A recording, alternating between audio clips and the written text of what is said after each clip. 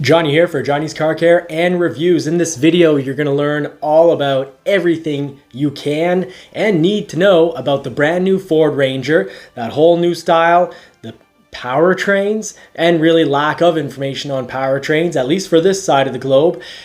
We're also going to find out if that was the best automobile reveal ever, or was it quite possibly the worst automobile reveal ever. Well, I think a lot of people would say it was actually really quite bad because of the whole VR experience. I know I kept playing around with my computer, my cell phone, and every piece of technology I had, trying to figure out what's wrong with my internet. Even shook the box a little. But hey, I'm going to explain to you why that was possibly exactly what Ford needed right now. And of course, we'll cover everything you need to know about that brand new Ranger. The design and, is this thing going to be good? Well, I've got a lot of information to share. But let's start off with saying, thank you for joining this evening. Good businesses solve problems, and that's how they make money. So is this why they handed the torch or the baton over to the Australia team and said, you know what? You guys get off the beach from surfing, get in from cooking on the Barbie, and, make us a reveal video. And well, they made a reveal video that didn't make a lot of people all that happy. I think the VR, which was a really cool idea, it's a really neat idea, but the quality, we're picky people, I guess. The quality didn't come in, the visual quality didn't come in as good as it should. And at the end, we were even told that there's Easter eggs throughout the video, which I will cover the Easter eggs that I found and that I saw, such as, I had predicted that this new bed would be very Maverick-like and it would be a flex bed, and you can see that with the QR code that you can scan on the side. But they talked about Easter eggs, and they're like, you can go back and watch the video again and find those Easter eggs. The problem is that the video frustrated a lot of people, and they didn't even watch the full video the first time. And I think a lot of adults don't want to do an Easter egg hunt. Even though I may be dressed like a dad who's, ready for Easter and has put out the chocolates in the yard and will watch the kiddies do the Easter egg hunt, I don't feel like doing an Easter egg hunt either. But I've done it for you, so I will pull out all the information that I saw. But I don't think that launch will have, hundreds of thousands of people wanting to order this thing, reserve it, and it should. The new Ranger is fantastic. Ford has, I think, hit it out of the ballpark with this. Heck, I watched the whole video, didn't like the image quality, absolutely love what I heard. That 6-cylinder diesel must be what we heard revving throughout the entire video. Incredible. I don't think we'll have it for the North American market. I think we might get a 2.7 liter EcoBoost from the Bronco and from the F-150, but I'm almost hoping more that the Raptor is going to have a plug-in. But I wouldn't want the Raptor to have a plug-in and it not be available as a powertrain option for other models. I am hoping that that's going to be an option that we can have for somewhere between $4,000 and $6,000, because I think plug-in and an electric motor is the right technology. I think it's the perfect mix, and it's certainly amazing for off-roading. So let's start covering all these little Easter eggs and the stuff that was spelled out in white and blue to us. First of all, when you start the video, you can see right off, I had hoped that the new Ranger would be much more squared off. And great news, it looks like an F-150 and the Maverick, your big 6'3" Texan, and your Quebecois 5'3" lady. Oh, looks like they had a Ranger together, because this is just, looks like a really nice, bigger Maverick. So you've got the squared off front end, you've got the C-clamp lights in the front, so the C-lights, LED around. I think that looks fantastic. I think styling-wise, they've done a great job. They opened up the grille, because the current Ranger does look like it has a much smaller grille than the other trucks at Ford. And I think that's a popular feature. We like a big grille. I think it'll also bring in more air to the engine, which does also make me hope. Bigger grille, more air. V6, are we going to squeeze in a 2.7 liter EcoBoost in there? I think quite possibly for the Raptor, because that's what people want. But I'm a firm believer that a plug-in 2.3 liter with, let's say 500 pound-feet of torque, all that torque, instant torque from the electric motor is exactly what we need. I'd hoped that we'd get powertrain options for our market. We didn't. So I was a little off there. I still am going to hold fast to thinking that we're still going to see the 2.3 liter four-cylinder engine. That's a straight four-cylinder. Fantastic. So great four-cylinder engine. Little issues worked out in Gen 1. And right off, when we look at the new Ranger, other than the squared off front end, which I had hoped for, it does look wide, and it is wide. It's 2 inches wider, and it's also 2 inches longer. Now, why is that? That's probably because this platform is going to be shared with the Volkswagen Amarok. So that's Volkswagen's new mid-sized pickup truck. And they probably will certainly have a 6-cylinder diesel in it. So there's space in there to drop in that 2.7 liter, probably figuring it's going to be on the Raptor. But honestly, I know a lot of people would be disappointed, but I think a 2.3 liter plug-in cranked out to the most torque possible would be pretty incredible. But let's hope we get that engine as an option on all trims. Now, the interior is very 2030. It's good. They plan on using this platform for 8 years, and I feel that interior is 8 years in the future. You know, the 10.1 inch touchscreen looks absolutely incredible. You can also have an optional 12-inch touchscreen from what we saw in the video. So just recently, you know, if you're watching this tonight, when I'm putting this out, just last night, right before the reveal, I said that the new Ranger, I suspect, is going to take a lot from the Bronco, a little bit from the F-150, and a whole lot from the Maverick. And, you know, I think that I hit that spot on. We've got, you know, on the interior, we've got a bit even better than Bronco styling on the interior. The new Ranger looks incredible, but you do have 4 auto, so 4 automatic from the Bronco. That means you can put it in 4x4 mode, and basically like an intelligent all-wheel drive, like I have on my Bronco, my Badlands. The vehicle's going to decide when it needs to send power just to the rear wheels, and when it needs to send them also to the front wheels, and what percentage it sends power to those wheels. So 4 automatic is going to be a nice, you know, stick it in gear and position, choose 4A. It's an electronic shifter, but choose 4A and forget about it. It's all going to do everything itself. Now, from the video, we can also see, looking real closely, that we're going to have backup assistance technology like we have in the F-150s. That means should have trailer backup assist. So that's when you turn the knob right, your trailer goes to the right. Because you're only controlling that little swivel or that, you know, circular knob, your steering wheel on its own turns to the left. Now, I know a lot of us like to back up on our own, but what I can say is really useful about that technology is you can back up in a straight line without ever touching the steering wheel for miles and miles, and it's just going to keep itself in a straight line. So you don't have to do those micro adjustments to keep the trailer in a straight line. Now, the electronic shifter. You know what's cool? It's still a vertical real shifter. You've got a spot for your hand. It's not one of these little turny knobs, so I was real happy to see that. That's a great decision on Ford's part. Some trends you just have to buck and not follow, and then they're not following the trend of having that little shifter knob. Not that it's bad, but I definitely do prefer the vertical shifter like the Bronco has. Now, there's no pricing yet.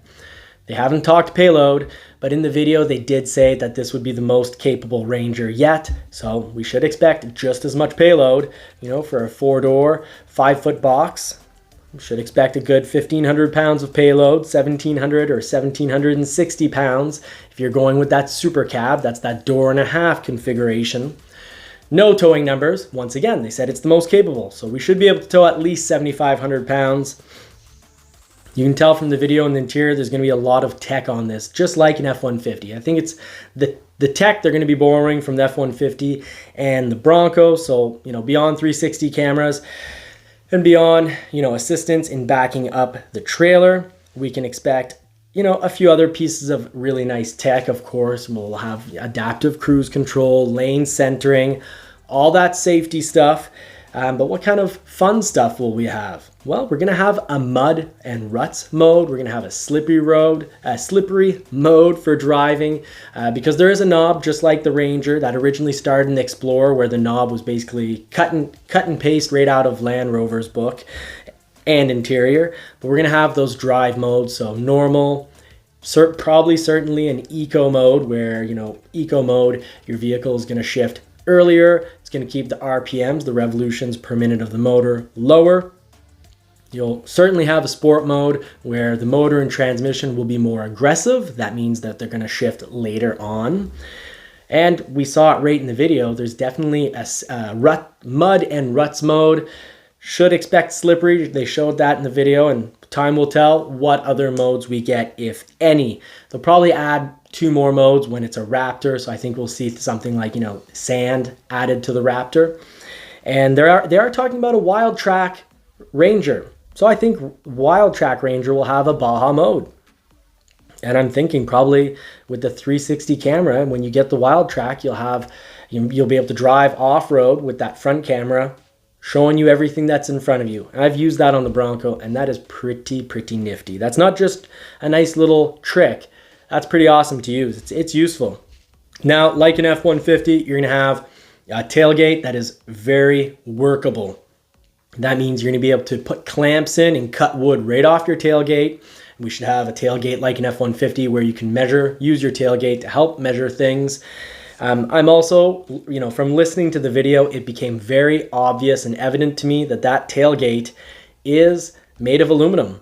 Not because it, looks like, when they closed it, that sound is an aluminum tailgate, and I'd say the exact same kind of tinny sound to when they closed the doors in the video. Those doors are made of aluminum. So for anyone that's in the northern US states or anywhere in Canada where we just throw salt and calcium all over the roads, don't worry.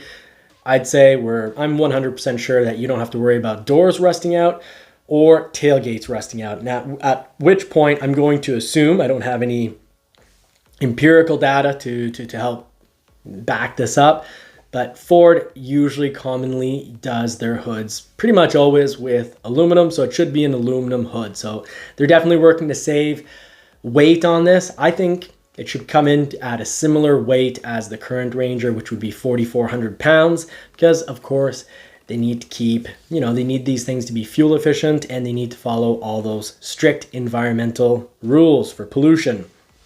Now, for the tailgate, I also noticed, the video I made right before the reveal, I said I expected a flex bed and I expected a very usable bed. Well, first of all, I did mention it earlier, I definitely saw the little Easter egg of those QR codes. So you're definitely getting a flex bed with the wood that was spread across in the bed. It's obvious it's a flex bed. I also saw a pin on the tailgate, so I'm pretty sure that tailgate, I think that's my proof that the tailgate will be able to latch at 45 degrees, turning a 5-foot bed into an 8-foot bed. So that's very cool. Very excited about that. I think Ford hit a home run with the Maverick. I think it's a 10 out of 10. I absolutely love the bed and how usable it is, which was my main concern originally. I said, back in March 2021, I was saying, boy, if I did highly suspect, and I called it, I said, this is coming to our market. And I certainly hope it doesn't have a 4-foot bed. And 4.5 would kind of be a little disappointing, but I'm not disappointed at all. I've seen it in person. I've used that bed in person. Heck, you can fit up to 3 dirt bikes in, or 2 dirt bikes in the bed of a Maverick very comfortably. The Ranger, with being 2 inches wider and longer than the current Ranger, you're gonna have a very usable 5-foot bed. That's gonna be a flex bed, meaning all sorts of configurations for you to put your bikes or whatever you want right in there. Now, going right along, the LED taillights are a plus, so this thing's gonna have LED taillights. I love those. They look good, and of course, well, they're just safe. People can see you easily, and it helps your vehicle not look cheap. Beyond the scan codes in the back, clearly marking this as a flex bed, so I expect 5 feet to turn into 8 feet of bed. You've got the adjustable side bed rails, or movable tie down. So those rails in the bed that we've seen on the Maverick, they're aluminum rails. They've got handles that can move up and down, giving you multiple configurations for tying things down in your bed. That's more straight from the Maverick, like I had called. This would be a good mixture of a Maverick and a current F-150, and I really hope they'd square this off. And 10 out of 10 on styling. If they had done a reveal like they did for the the F-150 Lightning or the Bronco, well, they'd be back in the same problem. They'd be getting 200,000 reservations. So maybe this will help cool things down and give them a chance to build enough for the high demand. Once people start seeing this on the road, there's going to be a crazy demand for the Ford Ranger. Now, little Easter egg. This looks like it's going to have a sliding cover as an option, like the Santa Cruz. I just hope, unlike the Santa Cruz, now the Santa Cruz's sliding cover is great, but when it rolls back into the bed, you lose a good chunk of bed. I'd say it looks like it's about 6 inches by 6 inches that you lose in your bed. Ford's sliding, what I think is a sliding cover, does look really thin, so hopefully it takes up, maybe a space of 4 by 4. Beyond the tech of this, the slippery, mud ruts, normal, drive modes, this is going to be a go everywhere vehicle. You can see it in its tires. The tires look very off-road. They did do quite a bit of testing off-road. I believe 10,000 kilometers or 6,213 miles of desert driving for the new Ranger. They tested it out. They did, customer driving, so that'd be like regular driving, 714 miles. Or, clearly they're in Australia, they're working in kilometers, because they did 1.25 million kilometers of customer driving and 388,357 miles. A nice number of 625,000 kilometers of rugged off-road durability testing. So when Ford promises this to be, a long-lasting, durable truck, well, they really do mean for that to be the case. They're working on that. That is some solid testing, and they want a maximum load capacity to be high. So I think, once again, the four-door, we might even see a little bit more than 1,500 pounds of payload for the vehicle, which would make sense because the Maverick's at 1,500 pounds, so maybe they'll kick it up an extra 200-300 pounds, and that would help. It would make sense that they're using expensive materials like aluminum that doesn't rust but is also much lighter than steel. Now, how Ford put it is that the Ranger has undergone thousands of hours of computer and real-world simulations covering aerodynamics and the durability of components and structures. Straight from the chief engineer, John Willems. He said, "It's important that our customers are able to rely on the Ranger to deliver years of dependable service." And they tested it in some extreme cold, some extreme heat. I think it's safe. I'm going to say it way in advance. I think this is going to be a global success. Now, just to cover a few of the Easter eggs and things that they've pointed out that are pretty important to some people, less important to me, so I often forget to mention them. This is going to have wireless charging. So they are bringing this Ranger into, the modern era, into today's times. So that's nice for some, really not important to me anyways. Wireless charging is always, I think it's a bummer. It's never as quick as a wired charge, and I just prefer a wired charge. I don't see what the big hoopla is for that wireless charging, but hey, for those of you that are wanting it, you've got it. Now the tailgate, I think I'm more of a hands-on physical.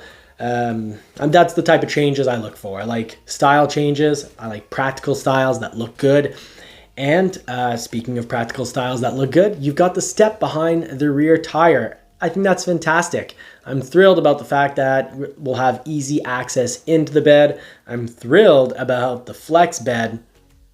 And I'm also thrilled that it's 2 inches wider, 2 inches longer, and really squared off, because I really find the current Ranger to be a nice looking vehicle, but there's a reason I'm getting a Maverick. I find the Maverick looks a lot better. I find an F-150 looks a lot better. I'm all for the squared off, wide stance, and the Ranger's got it. So I think it's going to be a hit just on style, but I think the powertrains are actually quite quality. The LED lights, LED, are looking good. The whole front bumper, love the style of that. I'd love to hear your comments. Maybe some of you find this looks horrendous. Well, I'm curious. How many people like how this looks? How many people don't like how this looks? Well, that's going to wrap it for today. Thank you very much for joining me. I really appreciate the time you take to watch my videos and to comment and join in with the community discussion. That's one of the funnest parts for me. Please like and subscribe to help the channel out, help feed a poodle, and also to make sure you don't miss any information, because I do like to cover all the little tidbits. I like to really pick a vehicle, and as long as I get a little bit of traffic, I do a deep dive over, heck, sometimes 30, even 50 videos. I really like to cover every aspect of a vehicle, so please like and subscribe. And until next time, I wish you all more cars and more power, and hope you get to put the pedal to the metal this week. Take care. Businesses create success when they solve a problem or improve on a product. Now, the current Ranger is a good mid-sized truck. But I think a lot of people get tempted into buying an F-150, and also a lot of people are going to be tempted to get a Maverick, because not only do they look good, they also drive really well. The Ranger, I do feel the F-150 has a better drive, a more comfortable drive than a Ford Ranger. And I think the Ford Ranger has gone out to solve its, I wouldn't say faults, but they've definitely beefed up, strengthened up their areas. They worked out their legs. They didn't just do chest and arm workouts, so they've beefed up their legs. They've put the shocks on the outside. The outboard shocks will help a lot with comfort, I am certain. And the fact that it's 2 inches wider and longer, I feel this is going to drive like a dream. I feel when I drive this, I'm going to be as impressed or more as when I drove quite quickly in the bendies a Maverick. And that's what sold me on the Maverick. I cranked it into the bendies and wasn't cranked around. I didn't do any of this. It was solid. I love how the Maverick drives. It deserves its wide, low, kind of hulky, stocky look, because it is hulky and stocky. It's strong and it's beefy in the corners. You don't get whipped around. You don't feel like you're in a lightweight, even though it is a lightweight truck. And the Ranger, with its new stance and shocks on the outside, I'm convinced when I test drive this, and of course I'm going to go in, I'm going to clear all my thoughts, and I'm just going to try to collect the data. And if I get whipped around, you'll know, and I'll say I don't like it. But I feel with not just the wide stance this has, it looks wide, it looks tough. I think this will be tough, and I think this will definitely handle the bendies like a dream, and that's what I've always loved about F-150s. F-150s, the recent generation, 101 Dalmatians, it's been around forever. I can't remember if it's generation 16 or 28 or whatever it may be. The F-150's been around for a very long time, and before that, they had the F-100, which I kind of compound the two together, even though I shouldn't. But the Ranger, I think, is going to have a drive much like the current F-150. So the F-150, not only does it look strong, stocky and bulky and, strong, it's strong in the corners. It's great. It's got a fantastic suspension.